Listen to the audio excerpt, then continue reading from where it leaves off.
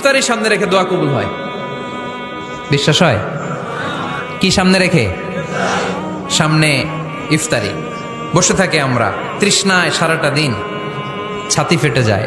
আল্লাহ দেখে, দেখতে দেখতে আল্লাহর একটা সফট কর্নার তৈরি হয়। এটাই সুযোগ কাজে লাগানোর, ঠিক কিনা? মুমিন যোগ্য যে কোপ মারে, সময় মতো কাজ করে, ঠিক কিনা? আল্লাহ তখন ফেরেশতাদেরকে জিজ্ঞেস করে, এই ঘটনা কি? খায় না যে? খায় না কেন? আল্লাহ রোজা রাখছে।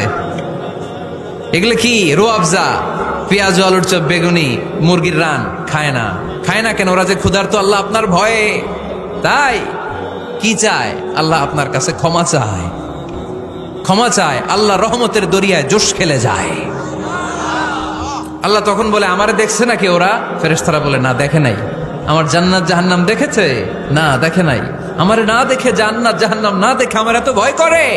যাও, আজকের এই রোজার বিনিময়ে এখন বান্দা যা চাইবে সব কবুল করে নেব।